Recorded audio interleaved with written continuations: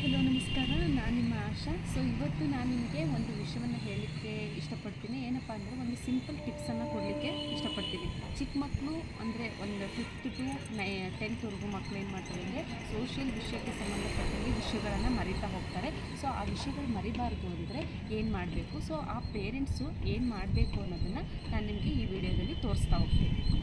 ನೋಡಿ, ನಾನು ನಮ್ಮ ಮಗು UKG ಇರೋದ್ರಿಂದ ನಾನು ಇವಾಗಿಂದನೇ ಸ್ವಲ್ಪ ಮಗುಗೆ ಸ್ವಲ್ಪ ಅವೇರ್ನೆಸ್ ಬೆಳೀಲಿ ಅಂತೇಳಿ ನಾನು ಇಂಡಿಯಾ ಮ್ಯಾಪು, ಕರ್ನಾಟಕ ಮ್ಯಾಪು ಮತ್ತು ವರ್ಲ್ಡ್ ಮ್ಯಾಪನ್ನು ತೊಗೊಂಬಂದು ಹಾಕಿದ್ದೀನಿ. ಓಕೆ ವೀಕ್ಷಕರೇ, ನಿಮಗೆ ಒಂದು ಟಿಪ್ಸ್ ಹೇಳ್ತೀನಿ ಅಂದರೆ ಆ ಟಿಪ್ಸ್ ಬೇರೆ ಏನೂ ಅಲ್ಲ. ನಾನು ಈ ರೀತಿ ನೀವೇನು ಮಾಡಬೇಕು, ಮ್ಯಾಪ್ಗಳನ್ನು ಮನೇಲಿ ಹಾಕಬೇಕು.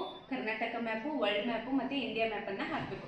ಯಾಕೆ ಇಂಡಿಯಾ ಮ್ಯಾಪನ್ನು ಹಾಕಬೇಕು, ಕರ್ನಾಟಕ ಮ್ಯಾಪ್ ಹಾಕಬೇಕು, ವರ್ಲ್ಡ್ ಮ್ಯಾಪ್ ಹಾಕಬೇಕು ಅಂತ ಹೇಳ್ತೀನಿ ಅಂದರೆ, ನಾನು ಪಾಠ ಮಾಡಿದಾಗ ವಿಷಯವನ್ನು ಹೇಳಿದಾಗ ಅದೇನಾಗ್ತಿತ್ತು ಅಂದರೆ 2-3 ದಿನ ಅಷ್ಟೇ ನೆನಪಿರ್ತಿತ್ತು. ಮತ್ತೆ ನಾನು ಸ್ಮಾರ್ಟ್ ಕ್ಲಾಸ್ ತೋರಿಸಿದಾಗ ಮತ್ತೆ 2 ದಿನ ನೆನಪಿರ್ತಿತ್ತು. ಬಟ್ ಪರ್ಮನೆಂಟಾಗಿ ನೆನಪಿರಬೇಕು ಅಂದರೆ ಮಕ್ಕಳಿಗೆ ನೀವೇನು ಮಾಡಬೇಕು, ಈ ರೀತಿ ಆ ಮಗು ಎಲ್ಲಿ ಸ್ಟಡಿ ಮಾಡುತ್ತಲ್ವ ಆ ಏರಿಯಾದಲ್ಲಿ ನೀವೇನು ಮಾಡಬೇಕು, ಈ ಥರ ಒಂದು ಪೋಸ್ಟರ್ಗಳನ್ನು ಹಾಕಬೇಕಾಗುತ್ತೆ. ಆವಾಗ ಆ ಮಗು ಪದೇ ಪದೇ ಬಂದು ಹೋಗಿ ನೋಡ್ತಾ ಇದ್ರೆ ಆ ವಿಷಯ ನೆನಪಿರುತ್ತೆ. ಫಾರ್ ಎಕ್ಸಾಂಪಲ್ ತೊಗೊಳ್ತೀನಿ, ಏನಂದರೆ ಇಲ್ಲಿ ಲಕ್ಷದ್ವೀಪ ಎಲ್ಲಿ ಬರುತ್ತೆ ಅಂತ, ಈಸ್ಟಿಗೆ ಬರುತ್ತೋ ಇಲ್ಲ ವೆಸ್ಟಿಗೆ ಬರುತ್ತೋ.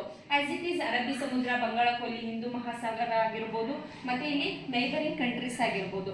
ಈ ರೀತಿ ಮಾಡೋದ್ರಿಂದ ಮತ್ತೆ ನದಿಗಳು ಎಲ್ಲಿ ಹುಟ್ಟುತ್ತೆ ಮತ್ತು ನಮ್ಮ ನೈಬರಿಂಗ್ ಕಂಟ್ರೀಸ್ ಯಾವ್ಯಾವಿದೆ ಅದನ್ನು ನಾವು ಹೇಳೋದ್ರಿಂದ ಹೆಚ್ಚು ನೆನಪಿರೋದಿಲ್ಲ. ನಾವು ಈ ರೀತಿ ಮ್ಯಾಪನ್ನು ತೋರಿಸೋದ್ರಿಂದ ಅಥವಾ ಮ್ಯಾಪನ್ನು ನೋಡೋದ್ರಿಂದ ಹೆಚ್ಚು ಹೆಲ್ಪ್ ಆಗುತ್ತೆ. ಬರೀ ಕರ್ನಾಟಕ ಅಂತಲ್ಲ, ಬನ್ನಿ ನನ್ನ ಜೊತೆ. ನಾನು ನೋಡಿ ಇಂಡಿಯಾ ಮ್ಯಾಪ್ ಅಂತಲ್ಲ, ಕರ್ನಾಟಕ ಮ್ಯಾಪನ್ನು ಕೂಡ ಹಾಕಿದ್ದೀನಿ.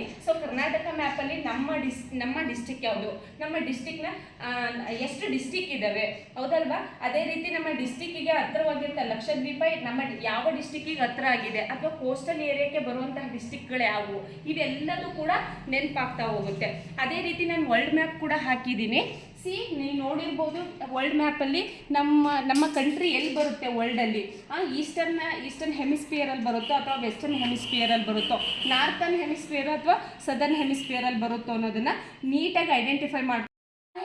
ಈಗ ಓಷನ್ಸ್ ಕೂಡ ಹೇಳ್ತಾ ಹೋಗ್ತೀವಿ, ಎಷ್ಟು ಓಷನ್ಸ್ ಇದ್ದಾವೆ, ಆ ಓಷನ್ಸು ಎಲ್ಲೆಲ್ಲಿ ಬರುತ್ತೆ, ನಮ್ಮ ಕಂಟ್ರಿಗೆ ನಿಯರೆಸ್ಟ್ ಆಗಿರತಕ್ಕಂಥ ಓಷನ್ ಯಾವುದು, ಚಿಕ್ಕದು ಯಾವುದು, ದೊಡ್ಡದು ಯಾವುದು ಕಂಟ್ರಿ, ಅಥವಾ ನಮ್ಮ ಕಂಟ್ರಿಗೆ ಯಾವ್ಯಾವ ಕಂಟ್ರಿಗಳು ನೈಬರಿಂಗ್ ಕಂಟ್ರಿಗಳಾಗಿರುತ್ತೆ. ಯಾವ ನಮ್ಮ ಅಕ್ಷಾಂಶದಲ್ಲಿ ಮತ್ತು ಯಾವ ರೇಖಾಂಶದಲ್ಲಿ ನಮ್ಮ ಕಂಟ್ರಿ ಬರುತ್ತೆ, ಇದನ್ನೆಲ್ಲದನ್ನು ಕೂಡ ನಾವು ಆರಾಮಾಗಿ ಅಂದರೆ ಓದ್ದೇನೆ ಆ ಮಗು ಹೆಚ್ಚು ಕಾಲ ನೆನ್ಪಿಟ್ಕೊಳ್ಳಿಕ್ಕೆ ಈ ಒಂದು ಮ್ಯಾಪು ಈಸಿ ಆಗುತ್ತೆ. ಓಕೆ ಪೇರೆಂಟ್ಸ್, ನಿಮಗೆ ಈ ಟಿಪ್ಸ್ ಇಷ್ಟ ಆಗಿದೆ ಅನ್ಕೊಂತೀನಿ. ಯಾಕೆಂತ ಹೇಳಿದ್ರೆ ಮಕ್ಕಳಿಗೆ ಓದಲಿಕ್ಕೆ ಹೆಲ್ಪ್ ಆಗುತ್ತೆ. ನೀವು ಥಿಂಕ್ ಮಾಡ್ಬೋದು ಬರೀ 5th to 10th ಅಂತೇಳಿ. 5th to 10th ಅಂತ ಅನ್ಕೋಬೇಡಿ, ಕಾಂಪಿಟೇಟಿವ್ ಎಕ್ಸಾಮ್ಸಿಗೆ ಇದು ತುಂಬಾ ಹೆಲ್ಪ್ ಆಗೋದ್ರಿಂದ ನಾನು ಈ ವಿಷಯವನ್ನು ನಿಮಗೆ ಹೇಳ್ತಾ ಇರೋದು.